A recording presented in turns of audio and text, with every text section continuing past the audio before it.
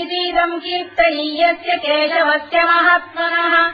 नाम्नाम् सहस्रम् दिव्यानामशेषेण प्रकीर्तितम् य इदम् शृणुयाम् नित्यम् यश्चापि परिकीर्तयेत् नाशुभम् प्राप्नुयात् किञ्चित् सोमुत्रेह च मानवः वेदान्तको ब्राह्मणस्य क्षत्रियो विजयी भवेत् वैश्यो धनसमृद्धः स्यात् क्षुद्रः सुखमवाप्नुयात् धर्मार्थी प्राप्नुयात् धर्ममर्थार्थी चार्थमाप्नुयात् कामानवाप्नुयात् कामी प्रजार्थी चाप्नुयात् प्रजाम् भक्तिमान् यः सदोत्थाय शुचिस्तद्गतमानसः सहस्रम् वासुदेवस्य नाम्नामेतत्र कीर्तयेत् यशः प्राप्नोति विपुलम् याति प्राधान्यमेव च अजलाम् श्रियमाप्नोति श्रेयः प्राप्नोत्यनुत्तमम्